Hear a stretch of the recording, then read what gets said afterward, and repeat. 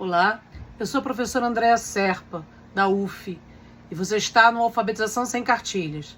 Na aula de hoje, facetas da alfabetização, linguística, interativa e sociocultural. Quem vai propor para a gente a reflexão sobre as facetas da alfabetização é a professora Magda Becker Soares, que faleceu esse ano. Foi uma educadora, linguista, pesquisadora e professora universitária brasileira.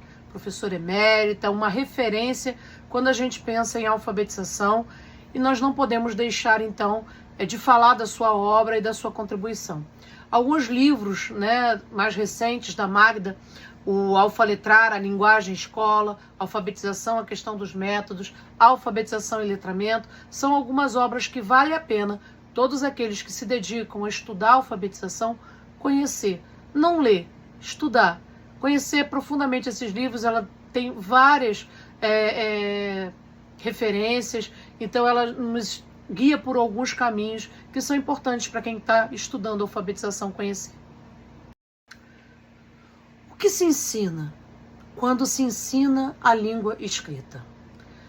A resposta a essa questão e as divergências que existem entre essas respostas revela o conceito de alfabetização que fundamenta as práticas. Sempre vai ter uma teoria fundamentando as suas práticas. Tenha você conhecimento, consciência dessa teoria ou não. Então, o conceito de alfabetização que se tem, ele se revela nas práticas, nos caminhos, nas metodologias ou métodos que se resolve aderir e seguir. Fundamentada nas ciências linguísticas, na psicologia cognitiva e na psicologia do desenvolvimento, quer dizer, fundamentada nessas ciências, vamos ter um determinado conceito. A alfabetização como um processo complexo que envolve vários componentes, ou como chama Magda, facetas, e demanda diferentes competências. Então Magda vai nos apresentar a faceta linguística, interativa e sociocultural. No livro sobre as questões dos métodos, ela enfoca mais na faceta linguística, até porque esse povo de letras adora falar dessa coisa de linguística. E a gente aprende muito com eles, né? Então, vamos aproveitar aqui o que Magda tem a nos falar sobre essas três facetas. Então, para Magda Soares, ela vai fazer primeiro uma separação, que ela separa e junta. É um movimento interessante que os teóricos do letramento fazem, né? Eles separam, eu acho que é didático para fins de estudo, mas eles juntam, eles não concebem a alfabetização sem o letramento e o letramento sem a alfabetização. Então, para Magda Soares, nós vamos ter a alfabetização, e a faceta linguística da alfabetização. Ela vai se vincular demais à questão da alfabetização.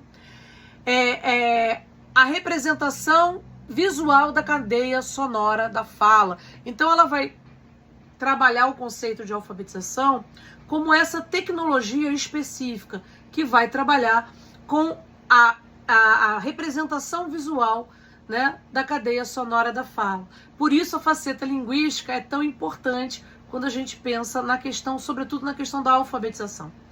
A questão do letramento vai estar mais vinculada à faceta sociocultural e à faceta interativa. Por quê?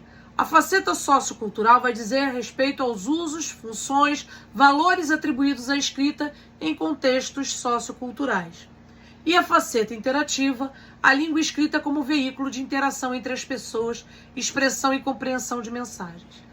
É claro que como se essas coisas não acontecem separadas, nós temos um esquema para efeito didático, para a gente lembrar que existem essas três facetas e que quando você privilegia só uma e deixa as outras, você renega as outras ou você trabalha de uma forma displicente as outras facetas, alguma coisa você está deixando de fazer nesse processo complexo de alfabetização. Para algumas pessoas, o conceito de alfabetização é muito simples. Quem sabe ler e escrever, ensina. Você vai lá, ensina que B com A faz Bar e pronto, a criança aprende.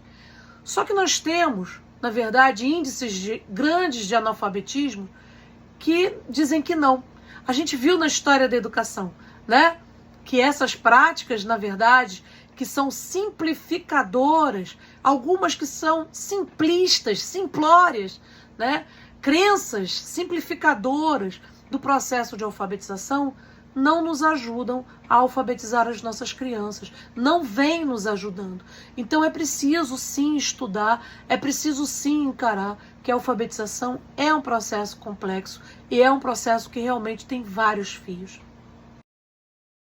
Para Magda Soares, a aprendizagem inicial da língua escrita, ela vai acontecer nesse processo de alfaletrar, nesse processo da união da alfabetização e do letramento. Sendo que para Magda, no conceito, na concepção dela, que ela trabalhou a vida inteira, e de todo o grupo de pesquisa dela, vai trabalhar com o conceito de alfabetização, então, como uma tecnologia, um sistema alfabético e ortográfico, um sistema que precisa ser ensinado, um sistema que não é natural, que não é uma aprendizagem inata, é um sistema cultural, é um artefato cultural, é um artefato, uma tecnologia inventada pela humanidade.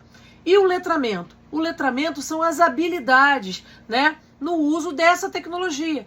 O quanto a gente consegue, na verdade, se apropriar dessa tecnologia.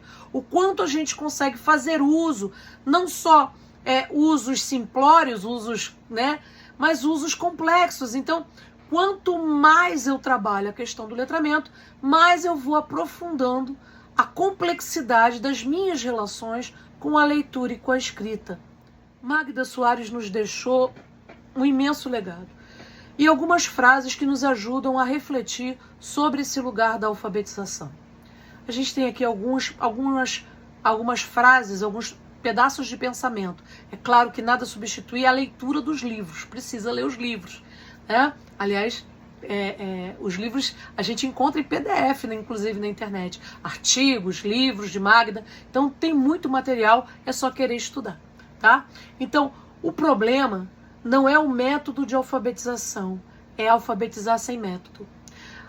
A Magda, ela vai se debater com essa questão dos métodos durante muito tempo da sua carreira, né?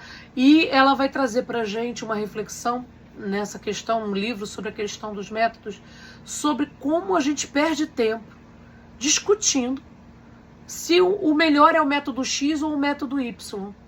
Quando, na verdade, sendo a alfabetização um processo complexo, o que exige do professor é que ele, conhecendo os métodos, conhecendo a história dos métodos, conhecendo as tentativas, né, os sucessos e fracassos, né, que esses métodos já obtiveram, que a gente possa, se apropriando desse conhecimento, alfabetizar com método, não com um método, mas com método, com uma intencionalidade, com uma organização sistemática das práticas de alfabetização.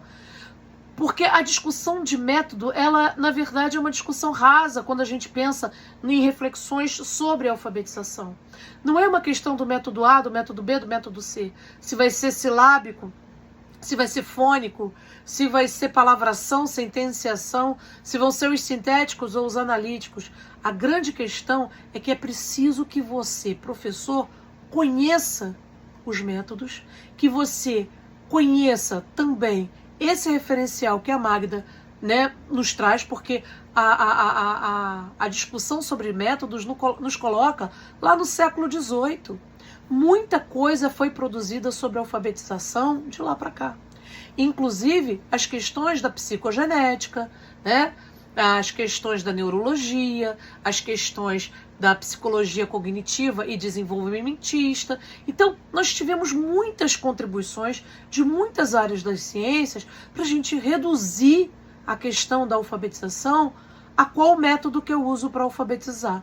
Então, na verdade, para alfabetizar, você precisa estudar os métodos e as concepções, as ciências que falam sobre como a criança aprende. Para aí sim você estabelecer uma prática com método, uma prática intencional, sistemática, mas não fechada em si mesmo, né?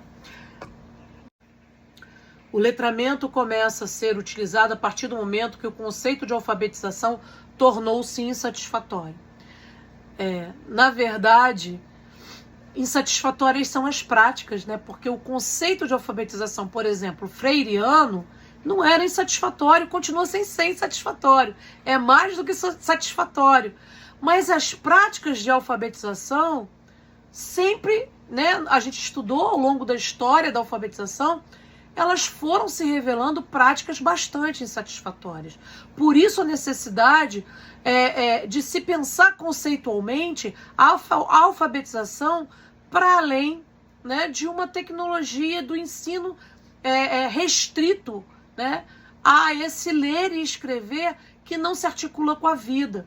Então, o letramento vai ser um conceito desenvolvido, de certa forma, para denunciar o quanto essas práticas são e continuam sendo insuficientes e como a gente precisa aprofundar, né, as relações, né, da faceta linguística com as facetas sociocultural e interativa, inclusive aprofundando também a faceta linguística. Quer dizer, muitos professores ignoram a língua que eles querem ensinar, os aspectos da língua que eles precisam ensinar. Então a gente precisa aprofundar com mais seriedade os fundamentos, né, as ciências que nos ajudam a pensar essa prática complexa que é a alfabetização.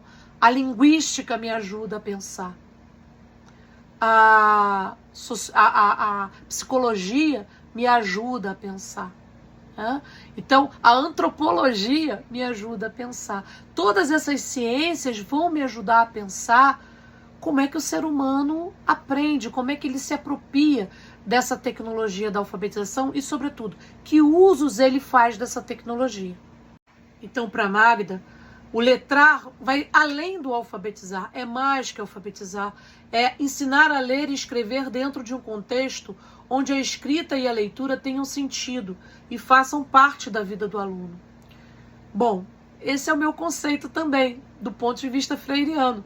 Né? Alfabetizar, né, é que a leitura de mundo preceda a leitura da palavra e que a leitura dessa palavra esteja em diálogo constante com o sujeito da pronúncia e com o mundo que está sendo pronunciado. Então, não existe uma divergência, né? Mas eu vou chamar de alfabetização e Magda vai chamar de letramento. Ou alfa-letrar, como ela fez agora, né? Num dos últimos trabalhos dela, em 2020, o termo alfa-letrar, que seria alfabetizar letrando. Né? O fenômeno do letramento significa que já compreendemos que o nosso problema não é apenas ensinar a ler e escrever, mas também e, sobretudo, levar os indivíduos a fazer uso da leitura e da escrita, envolver-se em práticas sociais do uso da leitura e da escrita. Né? E é interessante pensar que, na verdade, dentro de uma determinada concepção de alfabetização, é impossível eu dizer que o sujeito é alfabetizado ou plenamente alfabetizado se ele não faz uso, né, das práticas, ele não tem práticas sociais com a leitura e com a escrita. Ou seja, essa leitura e escrita é tão incipiente que ele não é proficiente na sua própria língua. Né? E nós temos dados do IBGE que falam que pessoas universitárias que concluem a faculdade não são proficientes. Né? 38% dos concluintes do curso superior no Brasil não são proficientes na língua portuguesa, mas eles são considerados alfabetizados, não são?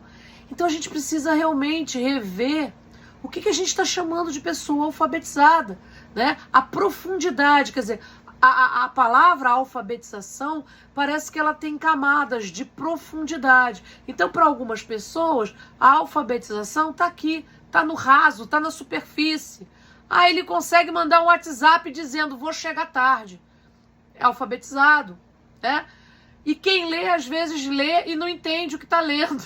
E é chamado de alfabetizado, né? Então, na internet, por exemplo, hoje, né, com as redes sociais, um espaço de muitas práticas interativas de língua escrita, né? No Facebook, no Instagram, a gente escreve. É interessante como você lê determinados comentários que você fica assim, esse sujeito alfabetizado É, de fato. Mas ele não interpreta. Ele não tem uma capacidade de ler aquilo que foi escrito, né? E muitas vezes sai briga por causa disso. Então Magda vai dizer pra gente: o letramento e a alfabetização se mesclam, se sobrepõem e frequentemente se confundem. Se confundem porque, como o conceito de alfabetização, ele é um conceito deslizante, né? Porque sendo a alfabetização uma tecnologia, uma construção sócio-histórica, cultural, é normal que ao longo da história ela vá ganhando interpretações e conceituações diferenciadas. A própria linha teórico-epistemológica do letramento vai acrescentar mais uma camada de conceito à questão da alfabetização. E provavelmente a gente tenha outras. Então, dependendo do como se conceitua a alfabetização, isso nos leva para um caminho e para uma prática, ou para outro caminho e outra prática. Faceta linguística. O objeto de conhecimento é a apropriação do sistema alfabético ortográfico e das convenções da escrita. Então, Magda vai colocar, dentro desse campo teórico da alfabetização, a faceta linguística como um objeto de conhecimento, quer dizer, a língua escrita como um objeto de conhecimento. Um objeto de conhecimento que precisa ir sendo apropriado, portanto, ensinado, tá? E que implica em toda essa relação alfabético-ortográfica, quer dizer, não é um objeto de conhecimento que quanto mais a gente estuda, mais a gente entende a complexidade desse objeto de conhecimento. Não é à toa que tem uma faculdade inteira que só pensa esse objeto do conhecimento, né? A língua, né? Quem faz letras fica lá estudando a língua. Por quê? Porque é complexa, né? Porque tem uma história, tem toda uma complexidade para você entender como é que nós chegamos a essa língua portuguesa, né? Então, é uma língua viva, é uma língua que está sempre se movendo, está sempre recebendo novas ressignificações. Então, ela é bastante complexa. E a faceta linguística da alfabetização, ela nos ajuda a pensar a complexidade da língua por essa faceta. A faceta sociocultural é o objeto de conhecimento, são os eventos sociais e culturais que envolvem a escrita, diferentes situações e contextos de uso da escrita. E na nossa sociedade nós temos muitas discussões sobre especificamente essa faceta sociocultural. Inclusive a questão da letra cursiva está dentro dessa faceta sociocultural. Que usos nós fazíamos da letra manuscrita, que usos nós fazemos hoje em dia, quais são os impactos, por exemplo, da digitalização na questão da construção da escrita, né? E eu descobri, gente, há pouquíssimo tempo, olha que coisa louca, eu não gosto de mensagem de áudio. Eu acho que se é para mandar mensagem de áudio, a pessoa pode me ligar, né? Porque é a mesma coisa, né? O telefone é para isso. Isso ainda é um telefone, ainda serve para passar mensagem de áudio. Então, para ligar, né? Mas só quem faz uso disso é a minha mãe. Só minha mãe me liga, ela gosta de falar no telefone.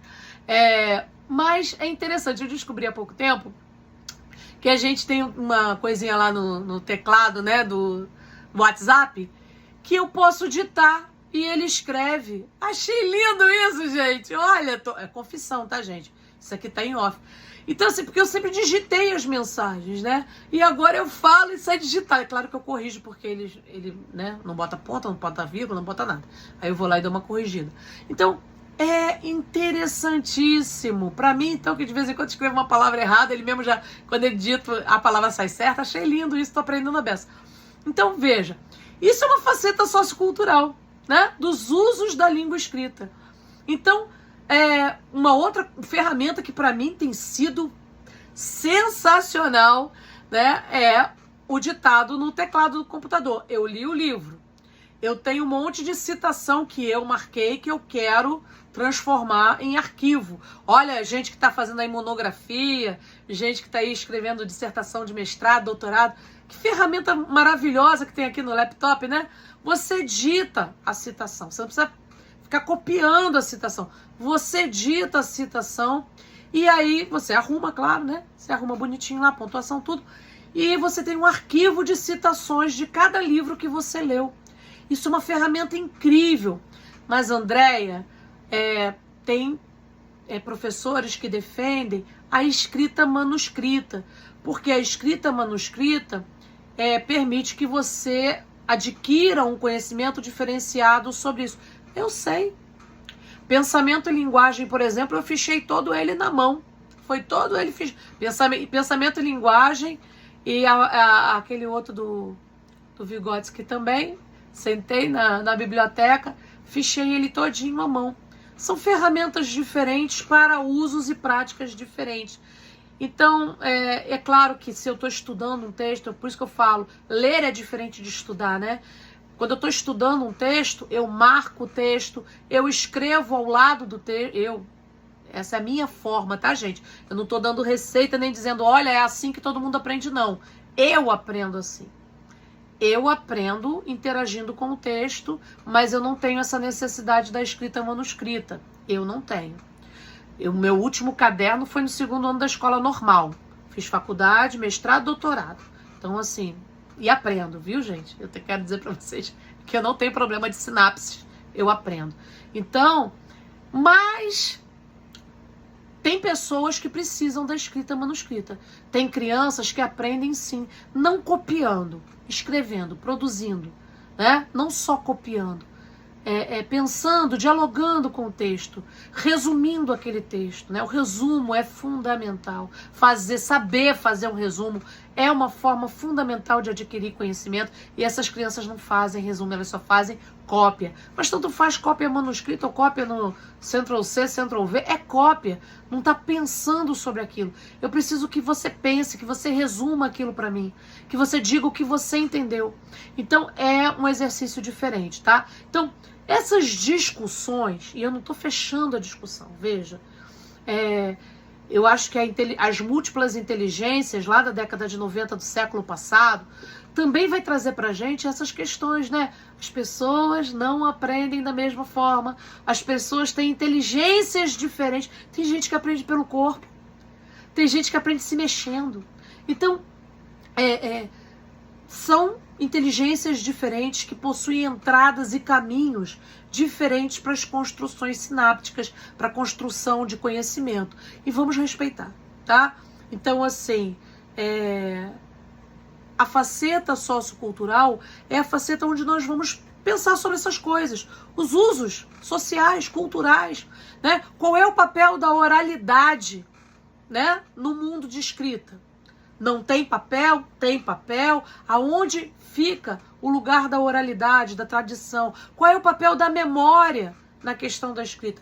Então temos muitas discussões que são de ordem sociocultural. Por quê? Porque sendo a escrita uma construção histórica, e como nós continuamos sendo seres históricos, quer dizer, nós continuamos em interação, a nossa cultura vai criando novos artefatos, vai produzindo novos suportes. A gente sai do papiro, a gente sai da placa de barro, né, para o WhatsApp, para o Facebook, né? Então, não vamos nem demonizar, né?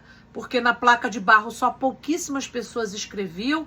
Hoje no Facebook, milhões escrevem, né? Tem isso. É verdade que milhões escrevem um monte de besteira, mas estão escrevendo, minha gente, estão escrevendo. Então, assim, nós temos que ter essa discussão, né? Até como qualificar esses novos suportes de escrita. Como é que a gente qualifica essa escrita? Como é que a gente qualifica esses suportes, né? Para que eles sejam a favor da experiência escrita mais qualificada. Então, tudo isso são questões, são coisas para a gente discutir, para a gente pensar, sabe? E são coisas que a criança que está nesse processo precisa pensar também. Face interativa. O objeto de conhecimento são as habilidades de compreensão e produção de texto. Então, agora, o objeto são essas eu escrevo para quê? Eu escrevo para o outro. Eu escrevo para o outro ler. Vygotsky vai dizer que a escrita, na verdade, cumpre duas funções. Uma que é intrapsíquica, né, que eu me comunico comigo mesmo, né? Eu, quando escrevo e leio o que escrevo, eu tenho ali representado o meu próprio pensamento, e aí meu pensamento se move nessa escrita, né? Eu posso aperfeiçoar a forma como eu penso, a forma como eu... Então a escrita tem essa função intrapsíquica, inclusive a gente que produz diário, né? Vai lá ler, a gente que escreve poesia, né? Às vezes a gente vai lá ler e fala assim, caramba, de onde foi que eu tirei isso? Tirei de dentro de mim. Tem gente que diz que não, que eu psicografo, mas mentira, sou eu que escrevo. Então, assim, como é que realmente a gente vai se conhecendo, lendo a nossa própria escrita? Mas a nossa escrita não é só pra gente, a nossa escrita é sobretudo pro outro. Né? A gente escreve pro outro, a gente busca essa interação, essa comunicação com o outro.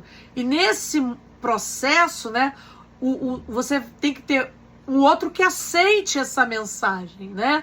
E essa mensagem tem que estar num contexto que o outro consiga compreender essa mensagem, né? Então, essa é a faceta interativa da linguagem, né? Ela acontece num contexto em que aqueles sujeitos que estão interagindo precisam compartilhar sentidos, precisam compartilhar essa mensagem. Então, tem que haver um acordo, tanto na forma quanto no conteúdo dessa mensagem. Magda Soares, assim como outros grandes teóricos da alfabetização, são unânimes. Começa no texto. O processo de aquisição da leitura e da escrita começa no texto. Não em qualquer texto. No texto que tem contexto, no texto que tem sentido, no texto que é produzido por um determinado grupo que compartilha referências sociais, culturais e linguísticas para que tenha a interação, né? Então, começa no texto, tá? Sempre. O texto ao centro. E aí a leitura parte do texto, né? Então, eu começo no texto, eu vou ler o texto, eu vou buscar a compreensão desse texto. Nesse texto, eu vou buscar ampliar a ampliação do vocabulário, né? Como a gente amplia o vocabulário dessa criança. Lembrando que as crianças pequenas, né? Veja, o meu curso de alfabetização trabalha, né, com essa perspectiva ampliada de alfabetização. Então, quando eu estou contando uma história para uma criança de 2 anos, eu estou alfabetizando, ou como diria a Magda, eu estou alfaletrando, né? Eu estou trabalhando numa perspectiva dos usos sociais da língua escrita e a criança está vendo letra. Está vendo o livro, que é um artefato cultural, está vendo o título, está vendo o nome do autor, o nome do ilustrador, o nome da editora, todos esses dados, né, sobre a língua, eu estou compartilhando com essa criança mesmo pequena, tá? Então, eu vou buscar o texto, eu vou buscar, né, o encantamento. Quem me conhece sabe, para mim, o texto como diz o Drummond, é a palavra mágica que dorme à sombra de um livro raro, né? Como desencantá-la? É a senha da vida, é a senha do mundo. Vou procurá-la a vida toda. Se tarda o encontro, se não a encontro, não desisto, procuro sempre. E a minha procura ficará sendo a minha palavra. E quando a gente lê, para quem é Carlos Drummond de Andrade, tá? Lindo demais. Então, assim, quando a gente lê para as crianças, né, e busca esse encantamento, essa palavra mágica, eu estou trabalhando com essa criança essa possibilidade de compreender o texto nos seus sentidos éticos e estéticos. Quando eu vou discutindo vocabulário, né, que palavras nós conhecemos, não conhecemos, eu trabalho essa ampliação de mundo dessa criança, né? Uma palavra nova é um conceito novo, né? Magda Soares diz no letramento, um tema em 3 gêneros, né? Vamos discutir palavras, portanto conceitos, vamos discutir conceitos, portanto palavras. Então, a cada palavra nova que essa criança adquire, dentro do contexto do texto que foi lido, né, é uma palavra que essa criança adquire um novo conceito. Ela se apropria dessa palavra para ela se expressar. Então eu vou dando a essa criança instrumentos para que ela possa falar de si, do seu próprio pensamento, do seu próprio sentimento, tá? Bom, aí isso a leitura já garante. E aí eu vou trabalhar as frases, né? Palavras, quer dizer, eu vou trabalhar nessa decomposição desse texto, né? As frases, as palavras são unidades que têm sílabas e fonemas, né? Fonemas são sons que representam, que as sílabas representam, e isso eu vou trabalhando então a consciência fonológica e fonêmica. Nós vamos falar mais disso na próxima aula, nós vamos aprofundar, né? O que são, e veja, aqui no Brasil a gente discute muito essa coisa de consciência fonológica, e a consciência fonológica, ela é o aspecto do aprendizado da alfabetização. Nós temos muitas outras consciências que nós precisamos trabalhar. Não percam nos próximos capítulos. Bom, então, no texto a gente vai trabalhar frases, palavras, tá? Então, na escrita, a gente sai, quer dizer, ela trabalha ali a leitura, né? O azulzinho é a leitura. O amarelinho, a estrutura. Não tenho como fugir disso, gente. A estrutura da língua é essa. E a escrita. Como é que eu trabalho a escrita, tá? Então, texto, frases, palavras. Então, nós vamos nesse processo de decomposição. Tá, Andréia, mas eu nunca entrei numa sala de aula para alfabetizar. Eu não sei nem por onde eu começo. O que eu faço quando eu tiver lá 30 pares de olhinhos querendo que eu alfabetize e 30 mães ansiosas por isso e coordenadoras, enfim. Como é que eu faço para alfabetizar essas crianças? Bom, então vamos lá. Algumas atividades, né? Atividades do desenvolvimento da faceta linguística. Nós vamos aprofundando isso ao longo do curso. Isso aqui são só, né, pra gente dizer assim, nossa, fica só na teoria, não dá um exemplo prático. Então, vou dar uns exemplos práticos aqui, tá bom? Para quem já está em sala de aula, para quem vai entrar em sala de aula. Então, eu preciso de atividades que desenvolvam a faceta linguística. Lembrando que todas essas atividades, como elas não são construídas num vazio, elas vão estar interagindo com as facetas socioculturais e com as facetas interativas também, tá bom? Então, eu vou trabalhar o nome, por onde eu começo. Já falei várias vezes, mas vou falar de novo. Começa pelo seu aluno. Toda a prática pedagógica começa no sujeito. Quem é esse sujeito? Como é o nome dele, quantos anos ele tem, qual é o nome da família dele, né? Lembrando que as famílias são também, né, complexas, elas têm arranjos diferentes. Então, quais são os nomes dos pais, das mães, né, das avós, das tias, né, de quem cuida? Quais são os gostos dessa criança? Gente, eu sempre que eu ia alfabetizar, eu começava pelo perfil. Tinha um quadrinho no Jornal do Brasil, há muitos anos atrás, chamava Perfil do Consumidor. E eu gostava muito daquilo. Eu acho que é isso, é o perfil do consumidor, né? Não consumidor, mas no sentido de conhecer essa pessoa. Então, perfil. Qual é o time do seu aluno? Quais são as comidas que ele gosta? Quais são os artistas que ele curte? Quais são os brinquedos, os jogos, as brincadeiras, né? O que compõe o universo dessa criança? Tudo isso que compõe o universo da criança é material escrito.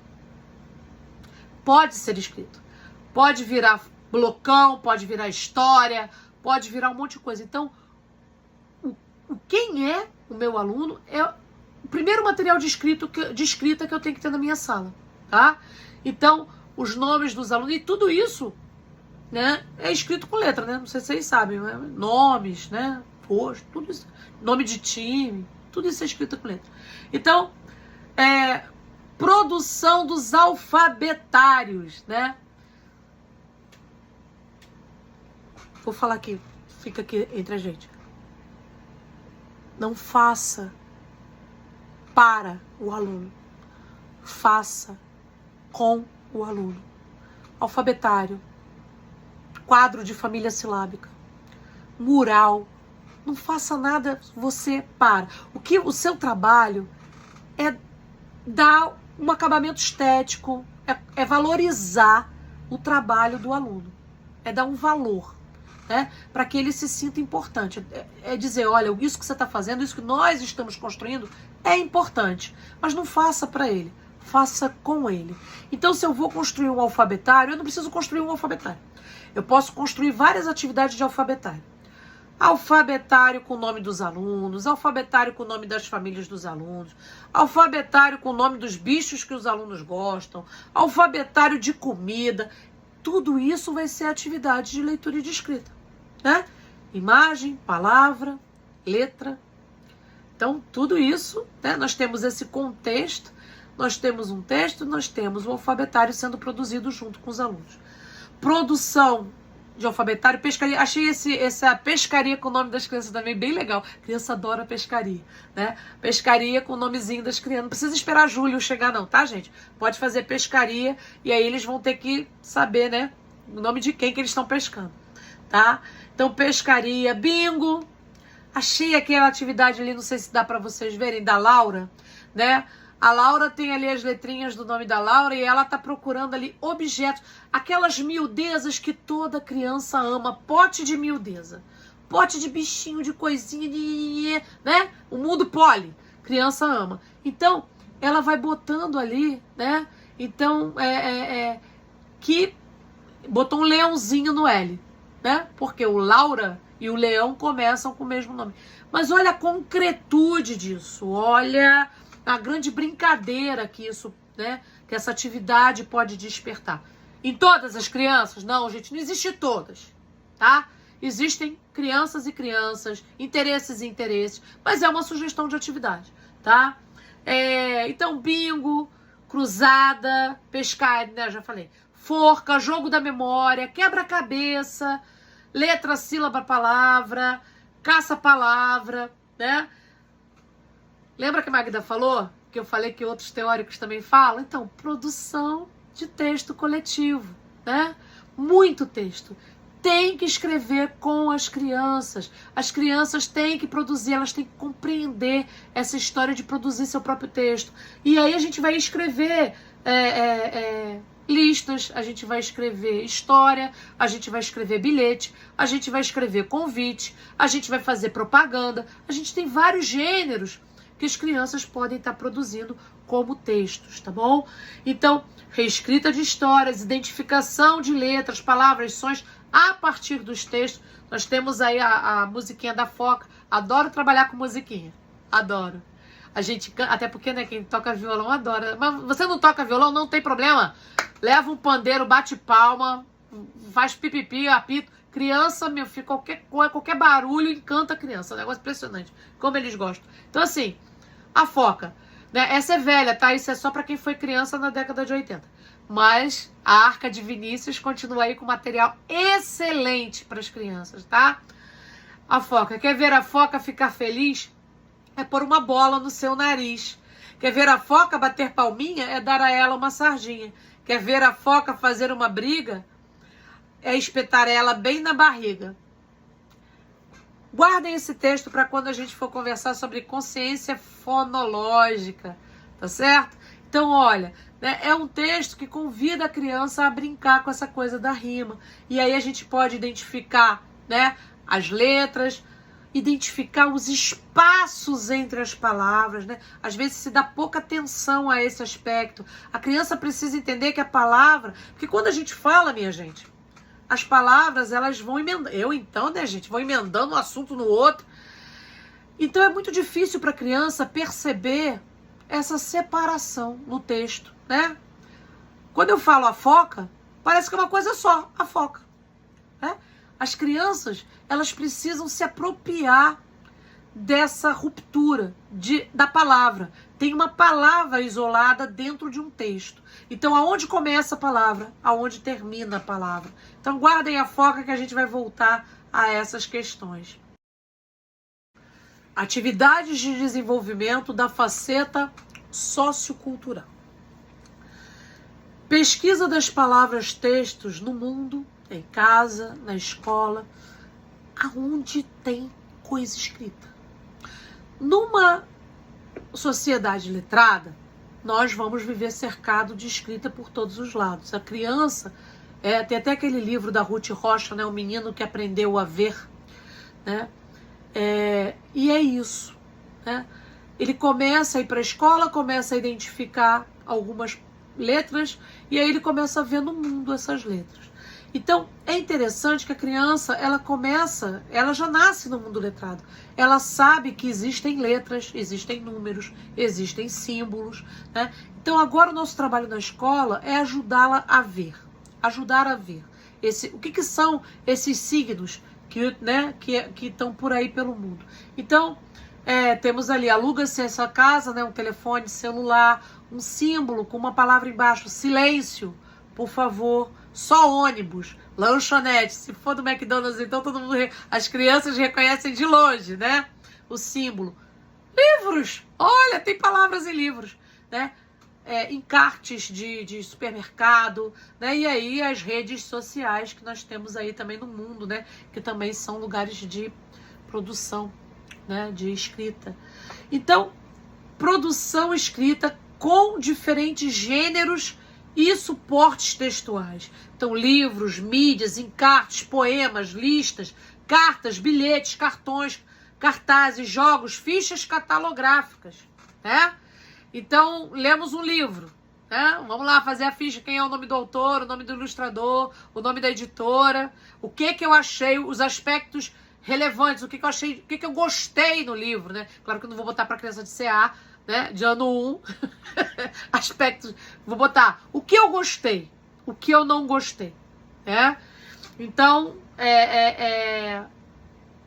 são atividades para a gente trabalhar a faceta sociocultural. Eu vou estar trabalhando a faceta linguística enquanto trabalho isso? Óbvio, né? Como eu falei, estão interligadas, mas são atividades que fazem com que a gente olhe para a palavra mundo, que a gente vá buscar essa palavra mundo, tá? Então, aonde as palavras, os textos, aonde tem coisa escrita na vida, no mundo, né? Gibi, esqueci um monte de coisa, né? Mas enfim, todo material escrito é material que tem que estar na nossa sala de aula. Os rótulos, tudo tem que estar na sala de aula. O mundo tem que estar na sala de aula. Atividades de desenvolvimento da faceta interativa. Produção escrita para Frenet foi um autor que trabalhou com essa coisa, né? Muita coisa que a gente faz na escola hoje, na verdade, nasceu lá com Frenet, né? Aula passeio, acho ótimo a aula passeio. A gente pode sair pela escola, né? Vendo as coisas, fazendo entrevista. A criança adora fazer entrevista, né? Então, tem várias coisas que a gente pode fazer.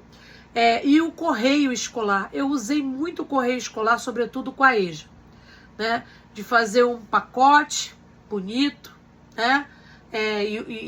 Pegando bem a ideia de Frenet, né? Que além de mandar coisas escritas, mandava um biscoitinho que a gente fez, uma geleiazinha que a Dona Maria fazia, um paninho bordado que a outra senhora fazia, enfim. E os cartões, né? Os desenhos, enfim. O que cada um poderia contribuir para botar numa cesta e mandar de presente para outra turma. E a outra turma... E aí a gente esperava a resposta, que a gente também ia ganhar coisa, né? Então era muito bacana. Eu acho essa interação. A palavra vai junto, mas também vai uma geleinha, vai um biscoitinho, vai um negocinho bacana lá também. Então, assim... O correio escolar precisa ser uma cesta? Não, pode ser um correio mesmo. A gente pode começar fazendo desenhos, cartões, depois, né, textos coletivos que a turma envia para outra turma. A gente fazia também umas cartas reivindicando os negócios para direção, assim, que a gente não estava gostando, que a gente queria. Aí a gente já fazia logo a nota de repúdio, também já ensinava logo as crianças a fazer a revolução, a gente já cobrava também algumas coisas. Então isso é muito bom, né? Que a criança entenda como é que a gente se comunica com o outro pela escrita, né? E como a escrita nos permite essa comunicação. Então, o jornal da turma, nossa, fofoca oficial é muito legal.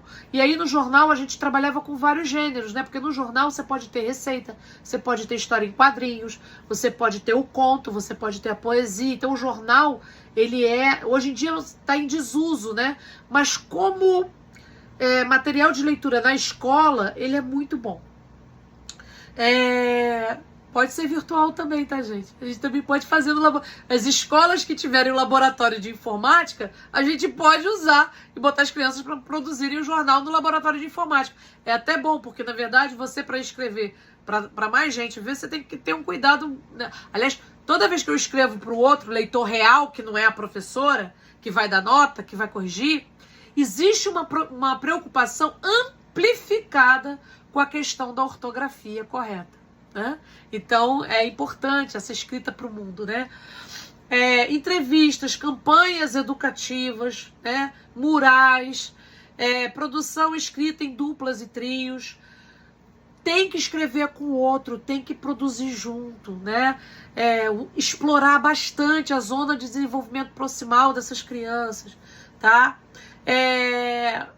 Jogos com letras móveis, a dedanha, leitura, interpretação coletivo, reescrita, teatralização, né? A melhor forma de você saber se a criança interpretou direito o texto é fazer ela representar esse texto.